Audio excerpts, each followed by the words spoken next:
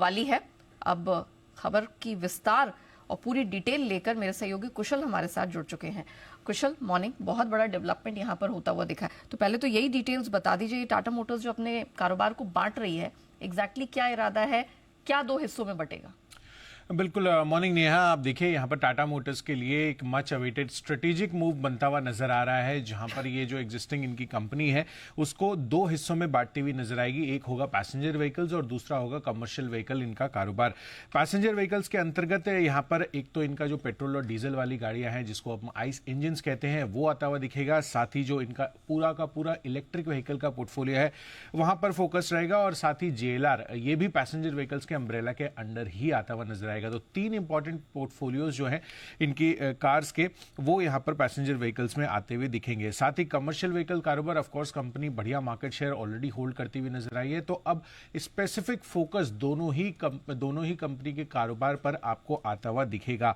In fact सभी शेयरधारकों की जो भी शेयर होल्डिंग अभी टाटा मोटर्स के जो शेयरधारक है उनको बराबर हिस्सेदारी यहां पर दोनों ही पैसेंजर व्हीकल्स और कमर्शियल व्हीकल लिस्टेड एंटिटीज में मिलती हुई नजर आएगी, और अगले 12 से 15 महीनों में ये ट्रांजैक्शन पूरा होने की उम्मीद लगाकर चल रहे हैं। इनफैक्ट 2021 से ही आपने देखा होगा कि अलग अलग सीईओज के अंतर्गत ये सभी कारोबार इंडिपेंडेंटली जो है ऑपरेट कर रहे हैं, बट ऑफ कोर्स यहां पर जो सिनर्जी बेनिफिट्स है वो पैसेंजर व्हीकल सेगमेंट में आपको आगे चलकर और ज्यादा दिख सकता है। रीजन बीइंग यहां पर सबसे पहले तो इलेक्ट्रिक व्हीकल, ऑटोनॉमस व्हीकल और साथ ही जो व्हीकल सॉफ्टवेयर है उसमें आगे चलकर बेहतरीन सिनर्जीज हो सकती है, क्योंकि अब JLR का भी portfolio any which ways passenger vehicles के अंडर ही आता हुआ नजर आएगा। और खासकर आप देखिए तो यहां पर जो नए पार्टनर्स आने की उम्मीद लगाकर चल रहे हैं, इलेक्ट्रिक व्हीकल जो इनकी ऑलरेडी एक सब्सिडियरी बनाई हुई है टाटा पैसेंजर इलेक्ट्रिक मोबिलिटी, उसमें हमने देखा है कि किस तरह से निवेश पर फोकस है, और आगे चलकर नए पार्टनर्स ढूंढने में भी बड़ी आसानी यहां पर होती हुई दिखेगी।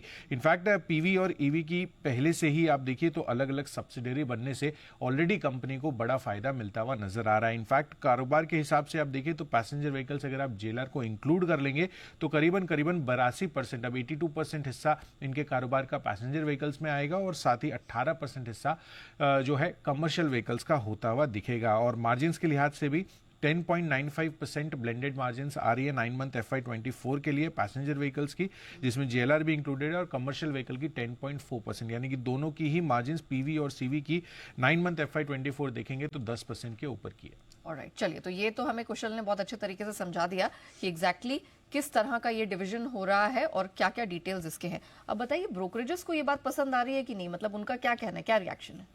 देखिए, यहाँ पर ब्रोकरेजेस की तरफ से तो बहुत ज़्यादा बदलाव नहीं है। जो भी इनके टारगेट्स इन्होंने दिए हैं, सबसे पहले मॉर्गन स्टैनले ओवरवेट रेटिंग बरकरार रखते हुए ये करीबन 1013 रुपये का टारगेट दे रहे हैं। मौजूदा भाव देखें तो 987 रुपये का है कल की क्लोजिंग का। HSBC ने होल्ड की रेटिंग बरकरार रखी है, 920 रुपये के टारगेट इनकी तरफ से है, बट ऑफकोर्स आउट परफॉर्म की रेटिंग मैक्वेरी देते हुए दिख रहे हैं, करीबन 1028 रुपये के टारगेट्स। और नोमुरा सबसे ज़्यादा बुलिश है, अभी भी खरीदारी की राय बरकरार रखते हुए जो लक्ष्य इनके थे उसको रीइंस्टेट करते हुए दिख रहे हैं 1057 रुपए के टारगेट के हिसाब से। तो एक तरह से कह सकते हैं कि थम्स अप ही दिया है, किसी तरह थम्स डाउन नहीं है। कुछ भी टारगेट्स में लेकिन बदलाव नहीं है, बट ऑफ कोर्स जो रेटिंग्स है आउट परफॉर्म बाय वो उन्होंने मेंटेन रखी है। ओके, चलिए, धन्यवाद कुशल पूरी डिटेल के लिए। अब आते हैं नुपुर की तरफ। नुपुर, एक बड़ी खबर तो कुशल ने एक्सप्लेन कर दिया, बताइए और कौन सी खबरें जहां फोकस करना है? बिल्कुल, काफी सारे स्टॉक्स है, काफी सारी खबरें। विभोर स्टील के साथ ही शुरुआत करते हैं। T2D सेगमेंट से रोलिंग सेगमेंट में ये स्टॉक ट्रांसफर हो जाएगा। हाल ही में लिस्ट हुई थी company. Platinum industries IPO listing यहाँ पर आज होने वाली है। प्राइस बैंड 162 से 171 रुपीज का है।